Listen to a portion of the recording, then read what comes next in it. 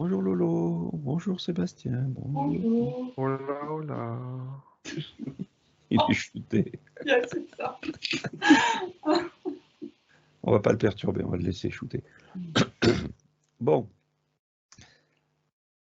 Je vais peut-être un peu vous faire redescendre, mais ça va aller de ce qu'on a travaillé en off.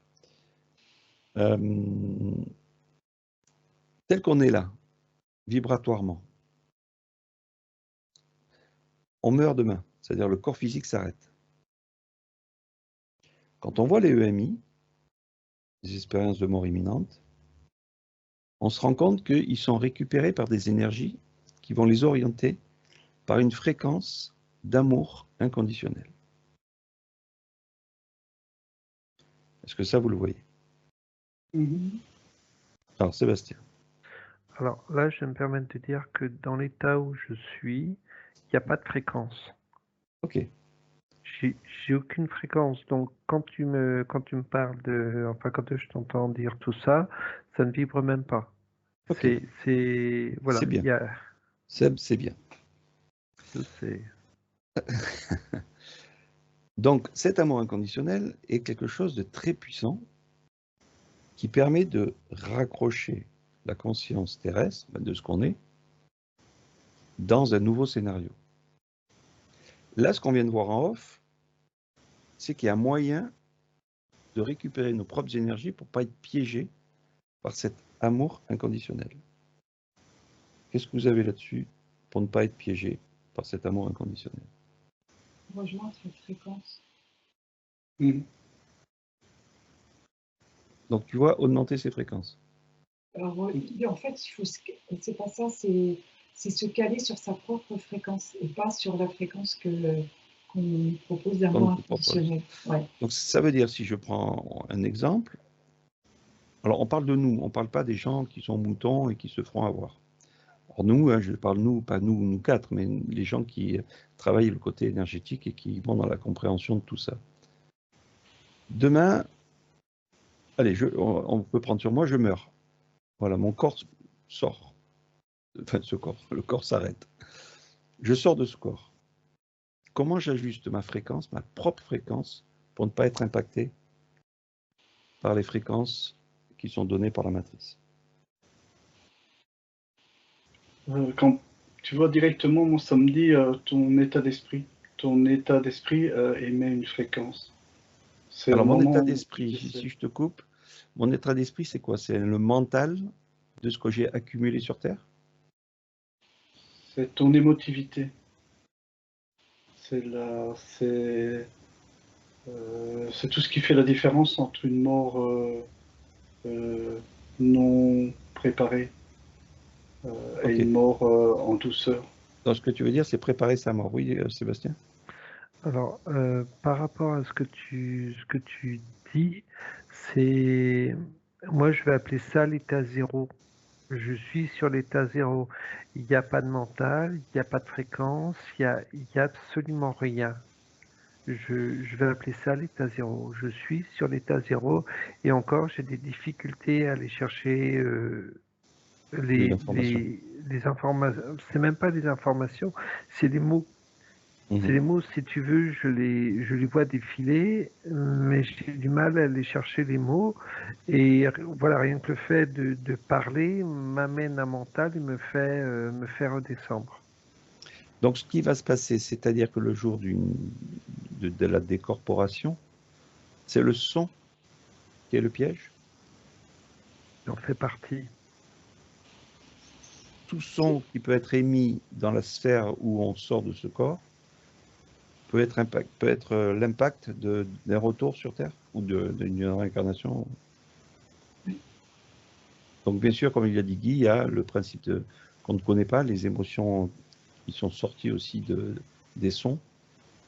Mais de toute manière, les émotions ne sont plus là à partir du moment que tu as cette béatitude, que tu lâches. Ouais. Si tu rejoins excuse-moi Sébastien, mais je pense que ça rejoint ce que tu veux dire. En fait, si tu rejoins ta propre fréquence, comme si tu t'alignais à ta supraconscience, en fait, il y a quelque chose comme ça. Je ne sais pas si c'est le bon mot, mais l'essence au-delà de tout ça, et ben, c'est ta propre fréquence que tu retrouves et là, tu es sorti. Une personne lambda, c'est-à-dire une personne classique sur Terre, qui n'a aucune croyance, ou même qui n'a même pas peut-être écouté quoi que ce soit sur de la spiritualité, est-ce qu'elle peut en sortir comme ça d'un coup?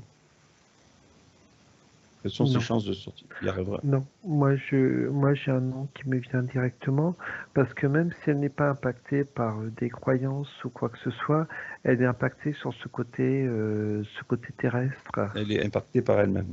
Voilà. Par l'éducation, l'habitude de tout ce qu'elle a mis en fait dans son parcours. Moi, ce que je vois, c'est émotion. Émotion. Émotion. Et ce que je vois, par exemple, c'est, allez, on va prendre un cas culturellement, tu as un hindou où c'est le culte des ancêtres, ou un africain où c'est le culte du patriarche. Et avec ce bagage-là, au moment du décès, on va lui présenter ses ancêtres ou son... le classique. Okay. Le classique, et il va se mettre en fréquence. Donc, en réalité, on va le mettre en fréquence, pour le manipuler, quoi. En fréquence de manipulation, on dirait. Tu vois, c'est comme si Donc, attends. Le chant des sirènes, tu vois ça. Donc, ce sont des sons. C'est des sons qui sont retransmis au niveau des émotions. C'est comment vous voyez la fréquence d'impactage pour que la personne se fasse choper? Ce qui vient de se passer, c'est que j'étais dans j'étais dans cet état de béatitude, et c'est comme si mon véhicule, il y avait comme une sécurité qui vient de se mettre en marche, et ça m'a balancé des fourmis dans une main, et ça m'a fait redescendre au niveau des fréquences, au niveau des vibrations. C'est une alerte? Ouais, une sorte, voilà, c'est ça. C'est comme si que par rapport à ce qu'on a vu de ce cocon, il y a une alerte qui s'était mise en marche pour me faire redescendre, pour reprendre des vibrations, pour que je quitte cet état de béatitude. Alors, si tu regardes cet état de béatitude, c'est un peu comme une métabolisation éthérique, on va dire, au-delà de tout ça, qui t'a permis justement d'activer, entre guillemets. Alors, pas d'activer, mais on va dire oui, alors j'ai plus le mot. Enfin, de rentrer en toi de façon que ça s'intègre, quoi. On parle pas des cellules, on parle du côté vraiment énergétique au-delà de tout ça. Donc là, on revient donc sur mon personnage. Je dis mon personnage, mais ça peut être un autre qui est comme nous. Je sors de ce corps. À partir de là, qu'est-ce qui se passe réellement pour les personnes qui sont au courant de tout ça? Pour eux, c'est-à-dire que eux, ils se disent, on va reprendre cette énergie de Christian ou d'ailleurs. Qu'est-ce qu'ils font pour essayer de nous empêcher de repartir, on va dire, hors de cette matrice? La première chose qui me vient, c'est le mot émotion. Donc on est toujours sur le principe. C'est jouer, voilà, c'est jouer avec nos émotions. D'où cet amour inconditionnel qu'on ne connaît pas sur Terre, ou qu'on peut effleurer dans de la spiritualité, dans une béatitude totale. Il joue sur cette fréquence. Ça, c'est une des premières, c'est la numéro 1, ou est-ce qu'il y a autre chose? Enfin, pour moi, ça fait partie du package d'entrée. Comment cultiver l'amour inconditionnel sur Terre pour ne pas se faire piéger et la connaître, on va dire? Est-ce qu'il vaut mieux la connaître sur Terre avant de mourir, cet amour inconditionnel? Comme ça, on sait qu'on ne se peut pas piéger, ou au contraire, ce serait un énorme piège de le connaître? Je dirais, c'est avoir conscience de tout ça. C'est l'expérimenter, avoir conscience de tout ça. C'est la prise de conscience. Tu sais à quoi ça me fait ramener? Au livre des morts des Égyptiens, avec tout ce parcours qu'on apprenait comment encore, tu vois, j'arrive plus à me souvenir du nom c'est pas grave. du roi d'Égypte, quoi. Et alors Ramsès Seb. on apprenait donc le parcours, et il y avait le pesage des âmes, tu avais tout un... et des incantations à évoquer pour ouvrir des passages, tu vois. Et c'est comme si, dans ce que je peux visionner. C'est comme s'il y avait des étapes d'influence pour nous faire reprendre des roues karmiques. Enfin, j'utilise des termes qu'on entend souvent, mais c'est comme si il y avait des degrés enfin, je vois 3 degrés de franchissement de ce tunnel de lumière pour se faire avoir. C'est comme si on avait un degré. C'est comme si c'était en plus des scénarios déjà préfabriqués pour tout le monde. Enfin, il y avait tellement de monde qui pratique. Enfin, il y a tellement de monde qui se font avoir. Énonce les 3 que tu vois.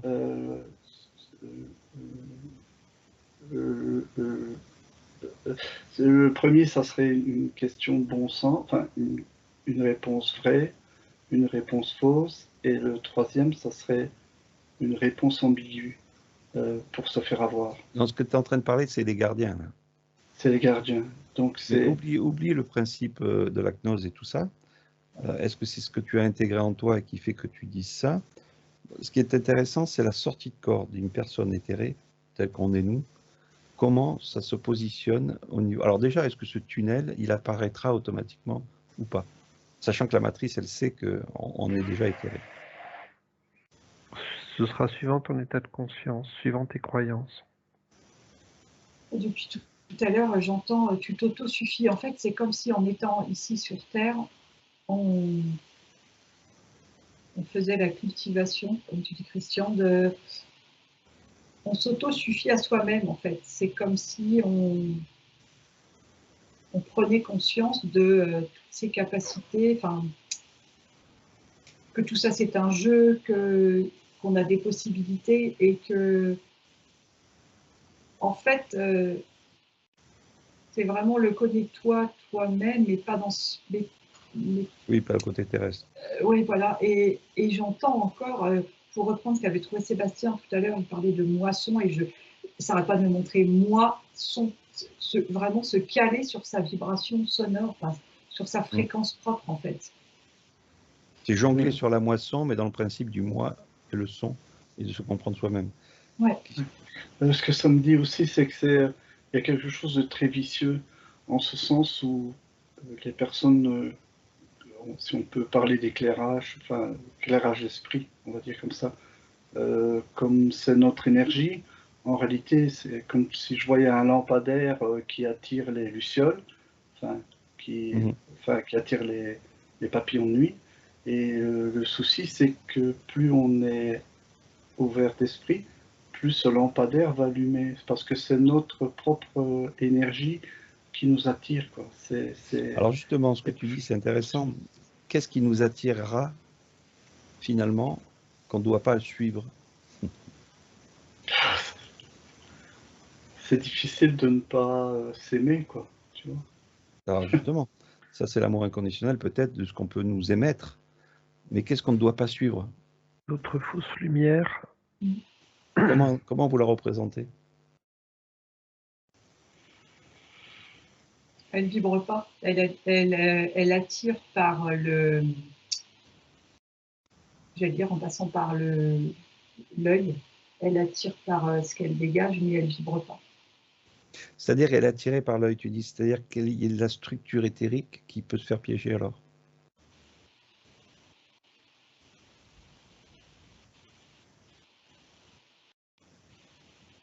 Ça me parle de lumière froide, maintenant, parce que la lumière... Et quelle est la partie éthérique qui se fait piéger? Quelle est la couche, peut-être, c'est le mieux comme ça, de nous-mêmes éthériquement qui se fait piéger par cet amour inconditionnel ou toutes ces choses qui sont présentées devant nos énergies? J'ai l'impression que l'âme, c'est comme si c'était...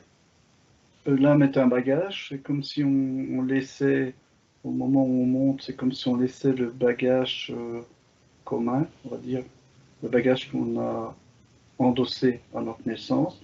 C'est comme si on laissait ce bagage mémoriel-là, on s'en délestait, et on gardait son bagage mémoriel propre, enfin, les mémoires qu'on s'est fabriquées.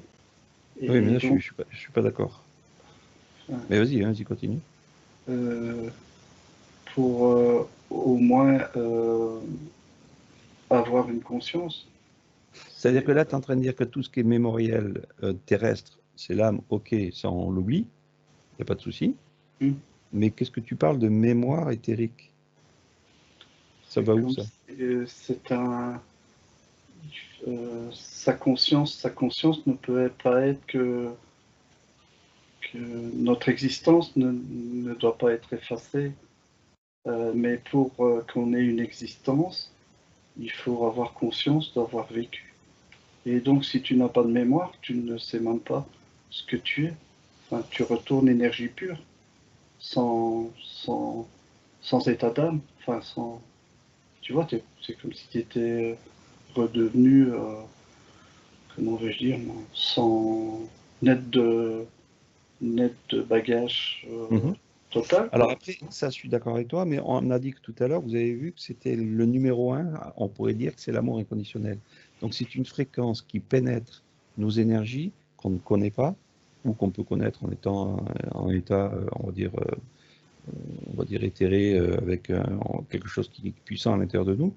Mais c'est tellement puissant, tous les témoignages qu'on a pu entendre, c'est tellement puissant qu'ils disent qu'ils ne peuvent pas se tromper parce que ça vient de l'intérieur d'eux. Est-ce que ça, c'est ce piège-là? Comment on part à ce piège-là? On reste sur les émotions. On reste sur les émotions qui nous font... Structure émotionnelle qui s'enclenche. Ouais, c'est tellement fort émotionnellement qu'on se laisse glisser si on n'a pas conscience de toutes ces émotions. Si on ne sait pas couper ces émotions, on se laisse, comme tu dis, glisser dans ce piège. Donc ce piège qui peut être un tunnel invisible ou un tunnel physique, enfin visible, que je m'entends éthérique. Oui, parce que ces émotions sont tellement fortes qu'on a l'impression qu'on monte en vibration, alors que c'est pas des vibrations, c'est uniquement des émotions. Donc on se laisse glisser par ce qui nous fait, on va dire entre guillemets, plaisir. Donc ça veut dire que la dernière fois, Laurence et toi, Sébastien, vous êtes fait piéger par des émotions très fortes au niveau de l'éther. Ça fait partie aussi du même système, on va dire, de métabolisation intérieurement en vous, pour justement être prudent au moment de la sortie. Mais les gens qui ne le connaissent pas, cet amour inconditionnel, il faut avoir.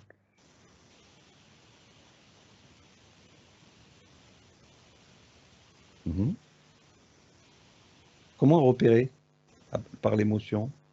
Comment la structure intérieure? Si tu ne fais pas un travail sur toi pour apprendre à reconnaître ces émotions, malheureusement, tu te fais piéger.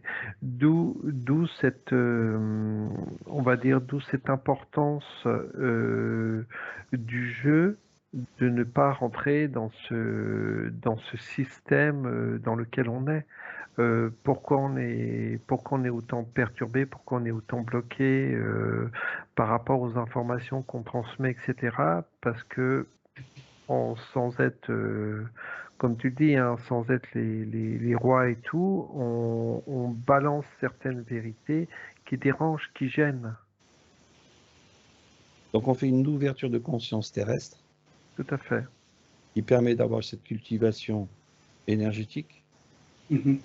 Et cette vibration ou cultivation énergétique nous mettra une harmonie à l'intérieur de soi qui doit être entre, on va dire, déconnectée complètement de toutes sortes d'émotions.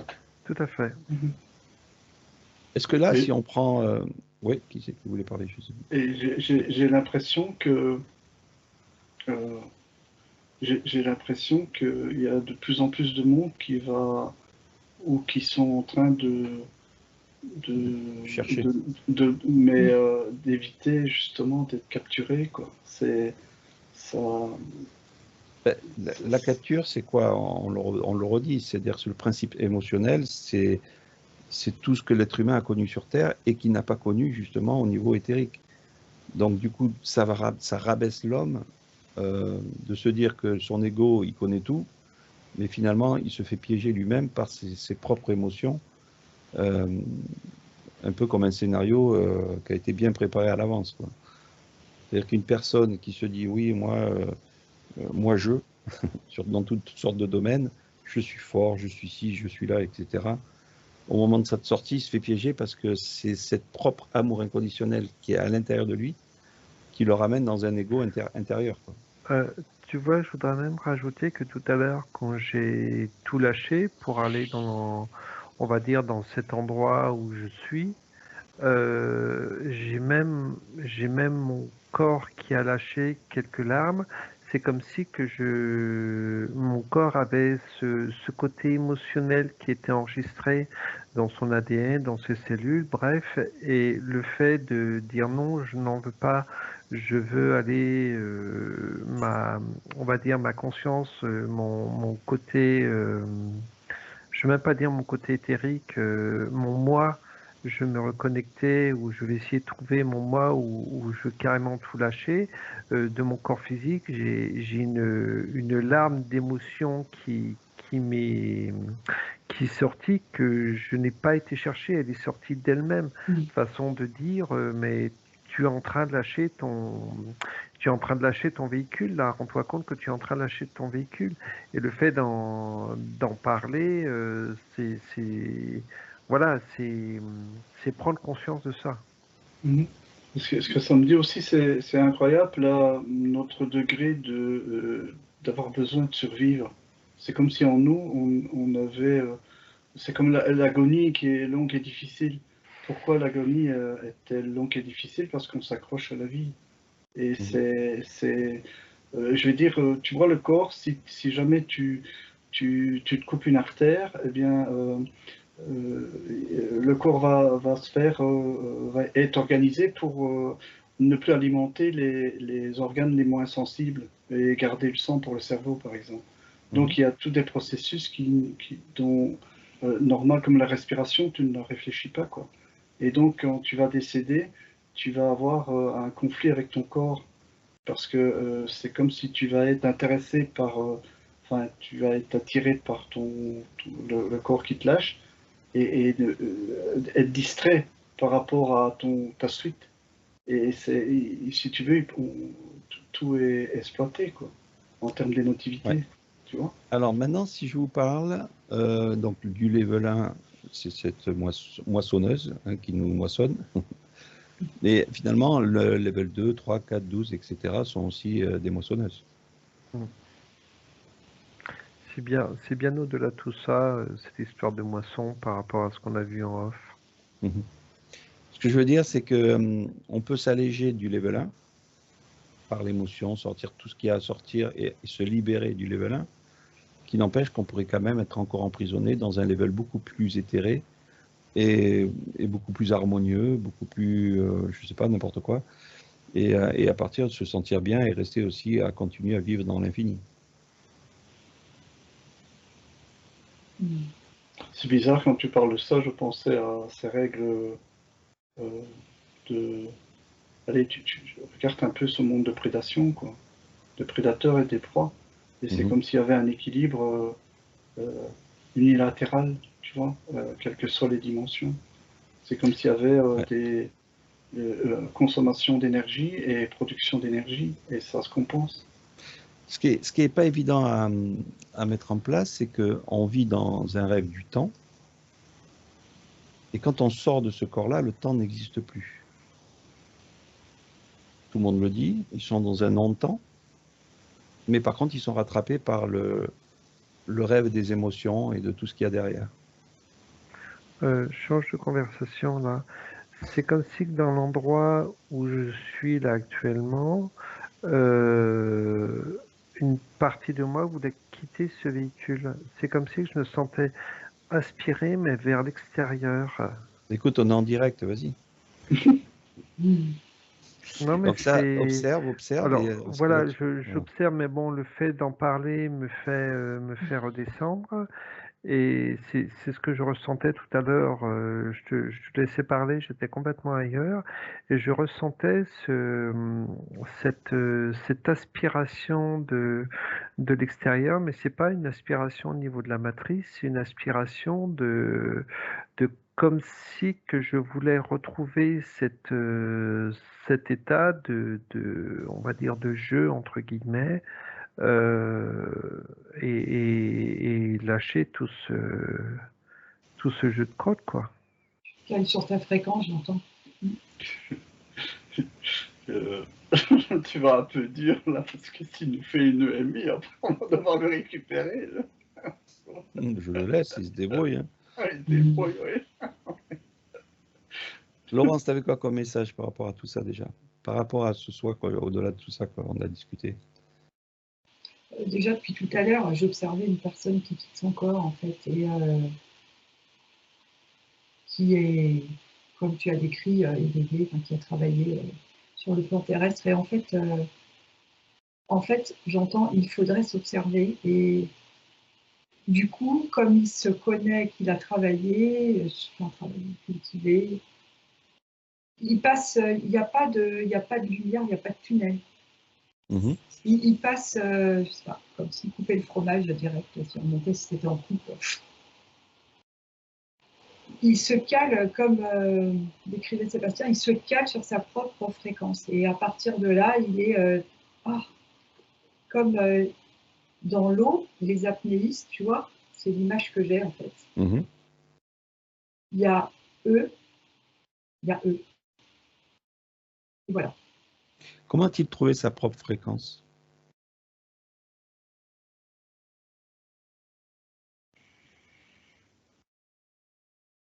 La cultivation, le positionnement, le détachement, l'observation, enfin, c'est tout ça. C'est-à-dire qu'il a intégré une observation, on va dire, aguerrie à l'intérieur de lui, qui lui permet de se couper de tout? Oui, et en même temps, c'est comme il s'est entraîné, c'est bon, il s'est entraîné à ses sorties, à ses départs. Il a essayé, réessayé. En fait, du coup, par exemple, tu vois, je vois le piège de la surprise, par exemple, ça ne fonctionne plus sur lui. Il est dans le positionnement et le détachement, et je revois, comme cet apnéiste avec ce fil, en fait, il est focus sur cet instant-là, là, sur ce maintenant, et il est sur sa fréquence, en fait. On dit que la méditation fait partie de l'astral. Est-ce que c'est une espèce de méditation intérieure qui n'a rien à voir avec l'astral? Oui. Et en plus, tu vois, c'est comme si j'étais cet apnéiste, et tout ce qu'il y a autour au niveau du son est déformé, on est d'accord, quand tu es dans l'eau. Et du coup, ça n'a pas d'impact. C'est comme s'il avait une couche de protection. Il n'est pas n'importe quelle autre fréquence ne l'atteint pas. Il est dans sa bulle fréquentielle et il remonte la bouteille de champagne jusqu'à exploser au-delà de tout ça. Quoi. Ouais, c'est ça. Ben, en gros, c'est bien imagé. Est-ce que ça me parlait aussi, c'est genre initiation, auto-initiation, quoi. Il a travaillé sur lui-même. Ouais. Alors, ce qui est intéressant maintenant, c'est que les gens peuvent nous poser aussi la question, et ça nous intéresse, comment il a travaillé, comment il a cultivé pour en arriver là?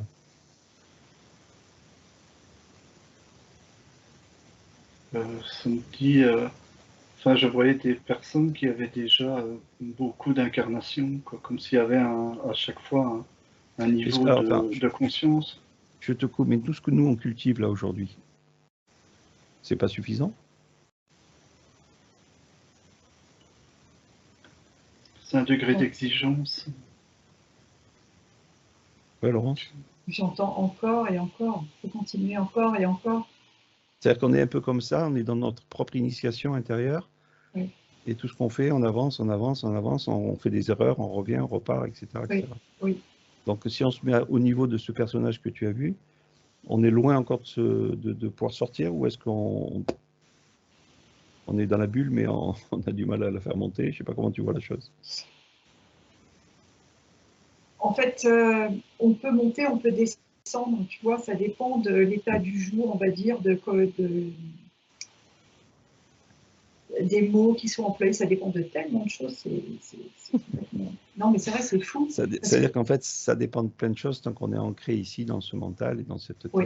Et c'est au moment de cette sortie que, on va dire, le travail qu'on aura travaillé avant, enfin, la cultivation qu'on aura mis en place, se mettra en ordre ou pas, quoi. Oui. On n'a pas, en fait, on peut pas dire oui, on y a réussi, on va y arriver, etc. Sinon, on serait pas là. C'est vraiment à l'instant T de ce moment. Parce que j'ai l'impression que le système se modifie aussi en fonction de. C'est ce que je vais revenir derrière, c'est-à-dire que maintenant, comment? Alors la question du début, c'était pourquoi? Qu'est-ce que la matrice pourrait faire? On a vu tous ces côtés émotifs et tout ça. D'ailleurs, Sébastien, il est parti.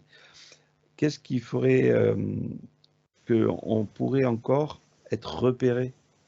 Comment se dérepérer de la matrice pour sortir du corps? Pour pas qu'elle joue le scénario des émotions.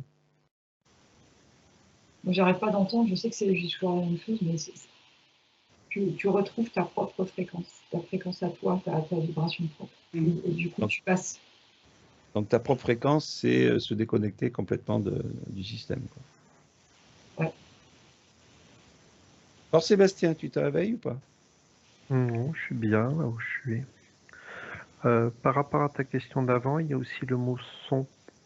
Les sons que l'on émet. Les sons sont également une vibration, sont également des émotions. Et ça fait énormément redescendre. Est-ce que la question, le fait, juste avant de partir de ce corps, admettons involontairement par un accident ou n'importe, on a mangé une bonne paella ou un gros couscous ou je ne sais quoi, est-ce que ça peut empêcher justement notre propre vibration intérieure? Est-ce qu'elle est alourdie par l'alcool, l'alimentation ou même, je sais pas moi, le mec qui vient de faire l'amour avec sa femme, il est à fond dans la jouissance, il a vraiment, et puis là il meurt d'une crise cardiaque. Enfin, voilà, je prends des scénarios un petit peu fous. Est-ce que justement l'humain, juste avant de quitter le corps, peut être alourdi par des propres énergies qu'il a vécues juste avant? J'ai un oui, j'ai un non. Ça dépendra de son état de conscience, on va dire de tout le travail qu'il aura fait en amont. C'est-à-dire un peu comme disait Laurent, c'est la surprise. Il n'avait pas prévu de mourir, hop, il se retrouve dans une surprise, hop, l'émotion monte, bon, il se fait repiéger. J'ai le oui, j'ai le non. Ouais, ça dépend des scénarios. Voilà. Il y a peut-être un aspect qu'on oublie, les personnes interférées sont handicapées, quoi, tu vois. Et après. Parce que par exemple, en termes de son, je voyais une personne qui écoutait du rock, tu vois, du truc art. Et le souci, c'est que dans ce genre de son, c'est pas que ça me plaît pas, enfin, c'est pas contestable. Mais ce qui se passe, c'est que il y a un message de violence dans ce type de musique qui fait que tu fais des failles. Enfin, en réalité, tu n'es pas net d'interférence au moment où tu quittes ton corps, quoi. Et je parle de ça à une époque où la drogue, la musique, etc. a fait pas mal de dégâts dans la jeunesse, quoi. Bien sûr. Mais là, on reste sur les personnes qui sont éthérées et comment sortir de tout ça. Qu'est-ce que tu voulais dire, Laurence? Alors, je vois une personne qui a travaillé sur elle, qui a été dans l'observation, tout ça. En fait, alors je sais qu'il n'y a pas de notion de temps, mais c'est comme si elle avait un coup d'avance, entre guillemets, qu'elle avait.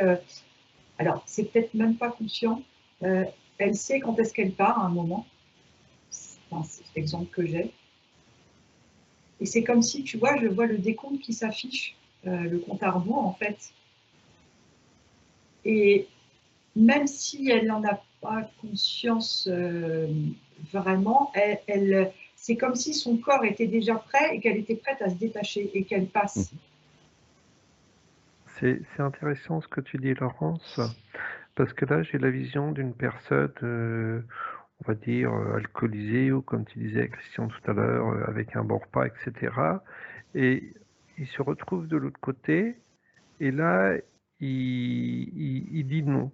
il dit non à, on va dire, à ce piège de bien-être, etc. Puisqu'il a pris conscience de tout ce jeu. J'ai même le mot carnage qui me vient. Il a pris conscience de tout ce jeu et il dit non, je ne signe pas à nouveau. Et il se met dans son état de jeu. Donc, ce que tu veux dire, c'est que sortie de corps, brutale, on peut se permettre d'avoir un temps de réflexion. Oh, moi, c'est ce que je vois, c'est ce que je ressens. Oui, pour ce personnage. Mais c'est-à-dire que le temps de réflexion, c'est là où tout se joue. Oui. Ah, mais par contre, pardon Christian, mais c'est très très court. Hein. Oui, oui, oui. C'est-à-dire que le temps qu'on parle, nous, en tant que terrestre, c'est tu te poses, tu bois une bière et tu réfléchis. C'est pas ça, là. Là, c'est-à-dire que le temps de réflexion, étant donné que le temps n'existe pas de l'autre côté, il est tellement... Waouh, attends, j'ai l'image également d'un cube. C'est comme si que les personnes qui prenaient conscience de tout ça, si elles n'ont pas, enfin, on va dire que si elles refusent et qu'elles n'ont pas pris conscience de tout ça, on les mettait dans des cubes. Mais si tu es dans, on va dire, entre guillemets, dans l'état de béatitude dans lequel je suis, le cube le cube disparaît. Tu disparais, oui, tout simplement, alors, de la matrice. C'était pour les questions d'après, hein, tu me devances. Là, on reste sur ce temps de réflexion. Voilà. Est-ce qu'il y a réellement un temps éclair? Est-ce qu'on peut reprendre le temps de se dire, attends, là, on m'envoie ça, ok, bon, ça m'intéresse pas, ça, l'émotion inconditionnelle, rien à foutre. Ouais, mais c'est hyper fort, hein. C'est hyper Oui, costaud. Hein. Enfin bon, voilà. Disons que c'est vraiment... une cultivation dans le temps éthérique au moment de sa sortie. Est-ce que ça, c'est faisable ou est-ce qu'il faut vraiment avoir cultivé bien avant? Je dirais qu'il faut avoir cultivé bien avant. Parce que on ne connaît pas l'amour inconditionnel. Donc elle va être présentée comme une énergie qui arrive de suite, par un son ou n'importe. Et là, c'est une cultivation immédiate, en fait. Mais je vais juste en venir pour les EMI. C'est comme si que les personnes qui font des EMI, qui donnent les messages des EMI, mettent un égrégore de bien-être, etc. Donc les gens se forgent une idée, voilà, une croyance par rapport à ça, et ils se disent, bah, d'essayer, dès que je passe de l'autre côté, je me laisse glisser par ce bien-être. Alors là, les dernières questions, enfin, je pense qu'il n'y en aura pas 50 derrière. La personne, et on va dire, elle est comme nous, hein, pour faire notre petit ego, on sort du corps, on fait tout ce qu'il faut pour avoir eu, on va dire, cette énergie qui nous appartient. Au dernier moment, on se fait piéger. Tu as vu ce cube? On est recyclé où, du coup? On est recyclé dans le système, tout simplement. Est-ce qu'on repart sur un autre scénario terrestre où ils vont renforcer la chose? Ou est-ce que on est mis de côté et désintégré, ou je ne sais pas après comment ils font? Est-ce qu'il y a des cases à part? Non, il y a ce système, non, pour moi, il y a ce système du voile de l'oubli, donc tu es automatiquement recyclé à partir du moment où tu redonnes ton consentement, tu es automatiquement recyclé avec ce voile de l'oubli, etc. Ouais. C'est l'image que j'ai. Je ne sais pas ce que tu as, Laurence. Je confirme, tu repars pareil. Moi, je voulais juste revenir sur la rapidité des actions à entreprendre. Je me souviens que, bon, maintenant, il y a toujours polémique, mais Bernard de Montréal expliquait notamment que le temps de réincarnation minimum, c'était 5 minutes. Donc ça veut dire une personne qui décède, 5 minutes après, elle se réincarne. Donc dans ce court laps de temps, il faut contrecarrer la procédure. Quoi. Mais 5 minutes terrestres et 5 minutes qui n'existent pas dans les terres, c'est oui, c'est extraordinaire parce que tu as des entités, tu as des défunts qui traînent, on va dire, des années, qui sont retenus par nos émotions et qui ne partent pas tout de suite. Donc, c'est aléatoire. Oui. Donc là, revenons maintenant sur ce... Ah, Laurence? Oui, je voulais dire, Christian, tu sais, la personne là, dont on parlait, qui, comme disait Sébastien, qui part dans le cube, Et en fait, elle repart dans l'incarnation. Et il y a un voile justement parce que, en fait, si elle repart dans la cultivation, dans cette nouvelle vie encore terrestre, eh ben, elle gagne quand même. Alors, elle gagne. Elle a de côté, en fait, tout ce qu'elle a acquis avant. Et si elle le retrouve, ben, elle va progresser plus vite dans sa cultivation. Ouais. Ouais, ce que je voudrais rajouter tout à l'heure en off, je me suis fait prendre dans un cube et pendant, je vais dire, peut-être 1 ou 2 secondes, j'ai eu un effet de panique. Donc j'ai eu un effet de panique qui a monté les émotions. J'ai coupé les émotions tout de suite derrière, mais tu vois, ça fait partie du jeu de la manipulation. Alors est-ce qu'il y a peut-être quelque chose qui a voulu me montrer que, voilà, même si tu es neutre, on essaye de te faire te dérober d'une autre manière, pardon, et regarde, là, tu as paniqué, donc tu as mis une émotion. Donc, qu'est-ce qui a fait qu'on m'a montré ça? Ce que ça me ramène également, c'est une session où un télépathe avait vu que le cocon, si tu veux, avait des indicateurs, des lumières qui s'éteignaient à chaque fois. Et à partir du moment où toutes les lumières sont éteintes, le sarcophage s'ouvre et la personne retrouve je dirais son indépendance. Maintenant, c'est peut-être une évocation qui vient troubler l'enquête. Enfin, voilà, c'est ce qui m'a traversé l'esprit. Il y a tellement de cocons, hein, parce qu'il y en a qui vont dire il y en a qu'un ou il y en a deux, mais en fait, on a vu que finalement, c'est un petit peu du fractal. Il y a tout ce qui rentre après, derrière, au niveau des dimensions et tout ce qui va derrière, que les cocons, on peut en trouver des tonnes et des tonnes. Donc, c'est vrai que, alors la question qui revient souvent, pourquoi notre soi, au-delà de tout ça, ne nous envoie pas l'énergie pour en sortir facilement? Alors, je vais me permettre de dire que où je suis, je n'ai pas de soi. Il n'y a pas de soi. J'ai juste ma conscience à moi qui est. Point barre. Mais tout à l'heure, tu as dit quand même, est-ce que tu te poses quand même la question, est-ce que c'est une expérience qu'on m'a fait vivre, ou est-ce que je me suis réellement fait piéger, puis voilà, tu vois. Donc c'est toujours pareil, on se ramène quand même à autre chose au-delà de nous, même si là tu te retrouves, on va dire, seul. De toute manière, il y aura toujours l'interrogation, c'est est-ce que je suis dans le vrai ou est-ce que je suis dans dans la simulation. Bon, eh bien on va déjà clôturer cette petite enquête. Fort intéressante. Laissez vos commentaires dessous s'il y a des questions, n'hésitez pas. Laurence y répondra. Elle se porte volontaire. Bon, qu'est-ce qui vous vient de plus qu'on aurait pu un petit peu oublier ou pas? Là, j'ai fait un petit peu le rapport rapide. Est-ce qu'il y a un truc à rajouter? Guy, pas un roman. Mais tu vois, je pense à ces gens qui reviennent. Tu vois, pourquoi ils reviennent? Enfin, peut-être que ça serait le sujet de nouvelles sessions. Non, ce qui est intéressant, c'est vrai que, comme l'a vu Sébastien, c'est le principe de voile de l'oubli. On vous remet dans un circuit.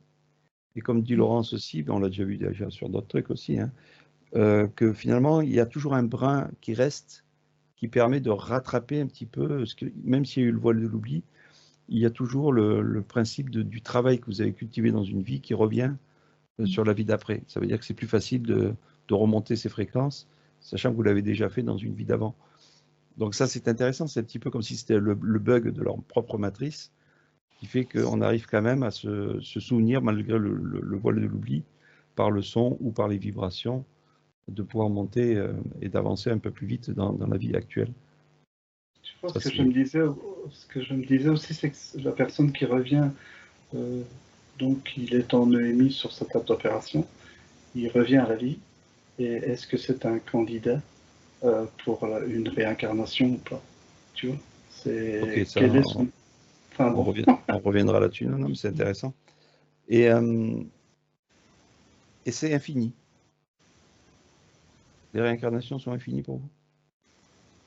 J'ai un oui qui me vient. On est des sources, on est des sources énergétiques infinies à partir du moment où on est actif. Et ça se passe là dans notre petit dôme. Et il y a d'autres dômes, des milliers et des milliers de dômes aussi, où il y a d'autres expériences qui se mettent en place. Donc là, c'est pour faire tourner la tête à Laurence. J'essaie de voir s'il y avait des réincarnations sur d'autres plans. Donc, hypothèse, bon, on quitte notre plan. Tu nous le diras sur d'autres... on te laisse, hein, on coupe et on revient sur... Allez, je coupe là. À bientôt à toutes et à tous. Et merci. Bye.